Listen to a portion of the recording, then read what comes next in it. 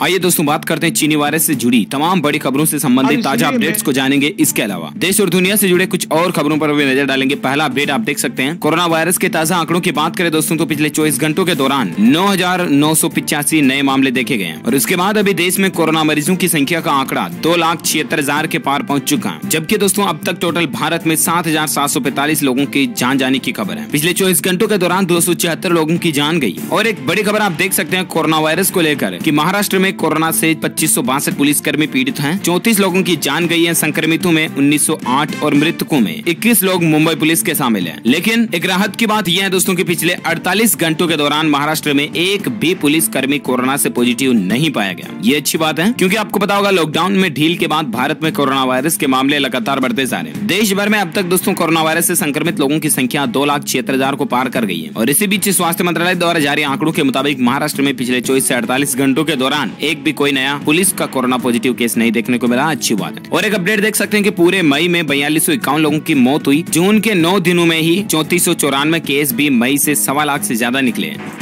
बस दोस्तों कुछ ही जगह ऐसी हैं जहां कोरोना वायरस के मामले बहुत कम चल रहे हैं। उनके डिटेल्स तो आप यहां देख ही सकते हैं। लेकिन इसी बीच एक राहत भरी खबर यह है कि पहली बार कोरोना से ठीक होने वाले लोगों की संख्या मरीजों से ज्यादा पहुंच चुकी है। यानी दोस्तों रिकवरी रेट जो है ना वो 50% से ऊपर पहुंच चुका है। जहां देश भर में जहां कोरोना के संक्रमण के मामलों में लगातार बढ़ोतरी हो रही है। हालांकि इसी बीच एक राहत की बात आई है, वो ये कि ठीक होने वाले मरीजों की संख्या एक्टिव केसेस से 50% से ज्यादा पहुंच चुकी है। यानी कोरोना वायरस से संक्रमण से जितने लोग संक्रमित हैं उनसे ज्यादा लोग अब ठीक हो चुके हैं। देश भर में अभी दोस्तों एक्टिव केस 1,33,632 हैं, जबकि 1,35,206 से भी ज्यादा लोग अभी तक ठीक हो चुके हैं। यानी ठीक होने वाले मरीजों की संख्या एक्टिव केसेस के मुकाबले 50% प्लस पहुंच चुकी है। स्वास्थ्य मंत्रालय की तरफ से आज सुबह जो 9 बजे ताजा अपडेट जारी किया उसके मुताबिक दोस्तों देश में कोरोना के 1,33,632 केस एक्टिव हैं, जबकि 1,35,206 लोग अब तक ठीक हो चुके हैं। यानी रिकवरी रेट काफी अच्छा चल रहा है। और इसी बीच अपडेट देख सकते हैं कि राजस्थान में अनलॉक 1 का 10वां दिन चल रहा है। 11,000 के पार पहुंच चुका संक्रमितों का आंकड़ा। और ऐसे में राज्य सरकार की तरफ से एक बड़ा फैसला लिया गया। राज्य की सीमाओं को 7 दिन के लिए फिर से सील कर दिया गया। जी हां, आपको बता दें राजस्थान में दोस्तों बुधवार सुबह ही 123 नए कोरोना पॉजिटिव केस सामने देखने को मिले, जिनमें जयपुर में 40, भरतपुर में 34, पाली, सीकर, झुंझुनू, नागौर, भीलवाड़ा, बीकानेर, बूंदी, झालावाड़ की डिटेल आप यहाँ स्क्रीन पर देख सकते हैं। लेकिन अब दोस्तों राजस्थान सरकार की तरफ से एक फैसला लिया गया है और उसके मुताबिक अगले 7 दिन तक राजस्थान राज्य की सीमाओं को वापस सील रखा जाएगा। राजस्थान में कोरोना को बढ़ते हुए मामलों को देखते हुए एक बार फिर से सीमाओं को अंतर्राज्यीय सीमाओं को बिना अनुमति प्रवेश नहीं मिलेगा, यानी कि सीमाओं को सील कर दिया। अब कोई भी बिना अनुमति के राज्य में प्रवेश नहीं कर सकेगा। उल्लेखनीय है कि राजस्थान की अंतर्राज्यीय सीमा 5 राज्यों के साथ लगती है, जिसमें उत्तर में पंजाब, उत्तर पूर्व में हरियाणा, पूर्व में उत्तर प्रदेश, दक्षिण पूर्व में मध्य प्रदेश तथा दक्षिण गुजरात शामिल है। और अब अधिकृत अधिकारी की अनुमति के बिना वाहनों की आवाजाही नहीं हो सकेगी। चलिए इसी बीच अपडेट है कि अगर मानसून में तेजी देखने को मिलेगी तो क्या कोरोना और ज्यादा तेजी से फैलेगा? IIT की ये रिसर्च क्या कहती है ये आपको बताते हैं। तो दरअसल दोस्तों वैज्ञानिकों का यह कहना है कि किसी की खांसी या छींक में निकली ड्रॉपलेट्स सूखने के साथ ही कोरोना वायरस मरने लगता है। लेकिन ड्रॉपलेट्स अगर ज्यादा देर सूखती है तो ज्यादा टाइम लगता है और कम समय में सूखती है तो अच्छा रहता है, क्योंकि जल्दी वायरस खत्म हो जाता है। सिंगापुर में सबसे जल्दी सूख रही थी ड्रॉपलेट्स, न्यूयॉर्क में सबसे देर में सूख रही थी। मानसून की आमद के साथ ही कोरोना केसेज की संख्या में भारी उछाल देखने को मिल सकता है। जहां कोरोना वायरस इन्फेक्शन और मौसम के कनेक्शन को लेकर रिसर्च में एक नई बात पता चली है। इंडियन इंस्टीट्यूट ऑफ टेक्नोलॉजी यानी कि IIT बॉम्बे की स्टडी के मुताबिक ह्यूमिडिटी बढ़ने पर वातावरण में कोरोना अधिक समय तक सर्वाइव कर सकता है। तो प्रोफेसर्स की स्टडी ये बताती है दोस्तों कि उन शहरों में जहां अधिकतम तापमान और कम ह्यूमिडिटी की वजह से खांसी छींक की ड्रॉपलेट सूखने में कम समय लगा, वहां कोविड-19 इन्फेक्शन कम फैला। यानी कि मानसून की बारिश शुरू होगी तो जाहिर सी बात है वातावरण में नमी बढ़ेगी और नमी बढ़ने के साथ ही खांसी जुकाम की ड्रॉपलेट सूखने में टाइम लगेगा, तो कोरोना वायरस संक्रमण की संख्या बढ़ सकती है। हालांकि डॉक्टरों का कहना है कि इस बात पर भविष्यवाणी करना अभी मुश्किल है, लेकिन अब देखते हैं मानसून की शुरुआत के साथ ही वैज्ञानिकों की क्या नई स्टडी आती है, हम आपको बताएंगे जरूर DLS न्यूज के ऊपर। फिलहाल दोस्तों अगला अपडेट आप देख सकते हैं कि कोरोना वायरस को लेकर N95 मास्क की कीमतों में उछाल देखने को मिला है। पिछले 4 महीनों में 250% तक दाम में बढ़ोतरी हुई है। जी हां, कोरोना वायरस के कारण जहां एक तरफ अर्थव्यवस्था पूरी तरह से चरमरा गई है, वहीं दूसरी तरफ बाजार में N95 मास्क की कीमतों में लगातार इजाफा हो रहा है। पिछले 4 महीनों में N95 मास्क की कीमतों में 250% तक की बढ़ोतरी देखी गई, लेकिन शुद्ध लेने वाला अभी तक कोई नहीं है। चलिए साथ ही अपडेट है कि कोरोना संकट में अब आम आदमी को बड़ा झटका लग सकता है बिजली बिल का, क्योंकि बढ़े हुए बिल आ रहे हैं। जी हां, तेलंगाना और आंध्र प्रदेश के उपभोक्ताओं की शिकायतें आई हैं कि उन्हें लॉकडाउन महीने के दौरान बढ़ा हुआ बिजली बिल मिला। हो सकता है दोस्तों दोस्तों की बिजली बिल में बढ़ोतरी कुछ टेक्निकल प्रॉब्लम की वजह से हुई हो या किसी भी वजह से, लेकिन तेलंगाना और आंध्र प्रदेश के राज्यों में इस तरह की शिकायत आ रही है। अब देखते हैं इसके ऊपर क्या सरकार एक्शन लेती है और क्या नया निर्णय देखने को मिलता है, मैं आपको बताऊंगा जरूर। फिलहाल अगली खबर आप देख सकते हैं कि दिल्ली के स्वास्थ्य मंत्री बोले हरियाणा और उत्तर प्रदेश जांच नहीं करते इसलिए वहां सक्रिय मामले कम है। जी हां दोस्तों, दिल्ली के स्वास्थ्य मंत्री सत्येंद्र जैन ने कहा कि कोरोना का समुदाय में प्रसार हो रहा है, लेकिन सामुदायिक प्रसार है या नहीं ये केवल केंद्र द्वारा घोषित किया जा सकता है, तो ये एक परिभाषित शर्त भी हो सकती है। कुल मिलाकर के एक दूसरे पर आरोप है। दिल्ली के अंदर भी मामले काफी ज्यादा चल रहे हैं और इसी बीच अगला अपडेट है कि इन 15 राज्यों में कोरोना का विस्फोट देखने को मिल सकता है। मदद के लिए केंद्र सरकार को टीमें भी भेजनी पड़ी है। जी हां, भारत में कोरोना वायरस के बढ़ते मामलों के बीच केंद्र सरकार ने एक नई पहल की है। स्वास्थ्य मंत्रालय ने मंगलवार को 15 राज्यों और केंद्र शासित प्रदेशों में हाई लेवल टीमों की तैनाती की है। इन 15 राज्यों में 50 से ज्यादा जिलों और नगर निकायों में मामले तेजी से बढ़ रहे हैं। ये टीमों में राज्यों को कोविड आउटब्रेक के मैनेजमेंट में मदद करेगी, कंटेनमेंट के लिए टेक्निकल सपोर्ट देगी। हर टीम में 3 मेंबर होंगे, 2 पब्लिक हेल्थ एक्सपर्ट्स और महामारी विद क्लिनिशियंस होंगे और एक जॉइंट सेक्रेटरी रैंक का अधिकारी होगा जो प्रशासनिक व्यवस्था को बेहतर करेगा। कौन कौन से 15 राज्य तो इसकी जानकारी भी आप देख सकते हैं। महाराष्ट्र, तमिलनाडु, असम, राजस्थान, मध्य प्रदेश, उड़ीसा, तेलंगाना, कर्नाटक, हरियाणा, बिहार, उत्तर प्रदेश, दिल्ली, गुजरात, उत्तराखंड और पश्चिम बंगाल। इन राज्यों के इन जिलों में टीमों का भेजा गया। तो ये केंद्र सरकार की एक नई पहल है राज्य सरकारों के लिए। और इसी बीच खबर है दोस्तों, देख पा रहे कि कैरी मिनाटी के यालगार सॉन्ग को 5 दिन में 7.4 करोड़ से भी ज्यादा व्यूज मिले। जी हाँ, आपको पता होगा कि रोस्टर कैरी मिनाटी यूट्यूबर है। उन्होंने हाल ही में यालगार सॉन्ग जारी किया था टिकटॉकर वर्सेस यूट्यूब के मैटर के ऊपर। उनका नाम है अजय नागर, जो कि काफी दिनों से चर्चा में है। उनका नया रेप रोस्ट सॉन्ग यालगार ने सफलता के झंडे गाड़ दिए। कैरी मिनाटी ने उसे 5 जून को जारी किया था और महज 10 दिन में ही तकरीबन 7.5 करोड़ से भी ज्यादा व्यूज मिल चुके हैं। इस समय कैरी मिनाटी भारत के नंबर 1 इंडिविजुअल कैटेगरी के यूट्यूबर बन चुके हैं। उनके यालगार ने अमेरिकी सिंगर और एक्ट्रेस लेडी गागा के नए एल्बम ब्लैक पिंक और रेन ऑफ मी को भी पीछे छोड़ दिया। पबजी प्लेयर कैरी मिनाटी के यूट्यूब चैनल के सब्सक्राइबर्स की संख्या 21.5 मिलियन तकरीबन 2.5 करोड़ के पास पहुंच चुकी है। वह 7 जून को इंडिविजुअल कैटेगरी की लिस्ट में अमित भड़ाना को पीछे छोड़ देश के नंबर 1 यूट्यूबर बन चुके हैं। इसी बीच खबर है दोस्तों की बिग बी ने दिखाई दरिया दिली, उत्तर प्रदेश के 1500 मजदूरों को जहाज से भेजेंगे घर। जी हाँ, बॉलीवुड के महानायक कहे जाने वाले अमिताभ बच्चन जी ने कोरोना काल में लोगों के लिए राहत पहुंचाने का काम किया। प्रवासी कामगारों को 15 दिन के अंदर उनके पैतृक घर पहुंचाने के सुप्रीम कोर्ट के फैसले के बीच योगी आदित्यनाथ सरकार के लिए एक राहत की खबर आई है। सूबे के 1547 श्रमिक आज यानी कि बुधवार को विमान में बैठकर अपने वतन पहुंचने वाले हैं। इससे सरकार का खर्च बच जाएगा। उत्तर प्रदेश सरकार और श्रमिकों के लिए ये राहत भरी बात है। फिल्म अभिनेता अमिताभ बच्चन और उनकी टीम ने ये काम किया। वाकई में दोस्तों बॉलीवुड के अमिताभ बच्चन का दिल कितना अच्छा और नेक है, इस बात का अंदाजा आप यहीं से लगा सकते हैं। बॉलीवुड के बिग बी महानायक के लिए अमिताभ बच्चन के लिए एक लाइक तो बनता है। दिल से इस वीडियो को लाइक कर दीजिए फटाफट से अभी का भी। और आप मुझे नीचे कमेंट करके बताएगा दोस्तों कि आपको बॉलीवुड में टॉप 5 हस्तियों में कौन सी आपकी फेवरेट है, आपका सबसे फेवरेट हीरो एक्टर कौन है, कमेंट करके बताएगा। और साथ ही खबर है दोस्तों की अब खतरे से बाहर है ज्योतिरादित्य सिंधिया। कोरोना संक्रमण से शीघ्र स्वस्थ होने की कामना कर रहे हैं। जहां भारत के कोरोना संक्रमण से जंग सही दिशा में आगे बढ़ रही है। संक्रमण से ठीक हुए लोगों की संख्या एक्टिव केस से ज्यादा हो चुकी है। और इसी बीच आपको पता होगा कि भाजपा नेता ज्योतिरादित्य सिंधिया भी कोरोना से संक्रमित हो चुके थे, राइट। लेकिन अब उनकी रिपोर्ट के अनुसार वो खतरे से बाहर बताए जा रहे हैं। इस बीच मध्य प्रदेश के लोक स्वास्थ्य सेवा एवं परिवार कल्याण मंत्री नरोत्तम मिश्रा सहित राज्य के कई प्रमुख नेताओं ने भाजपा नेता ज्योतिरादित्य सिंधिया के शीघ्र स्वस्थ होने की मंगलवार को कामना की है। वहीं मिश्रा ने कहा कि सिंधिया की स्थिति खतरे से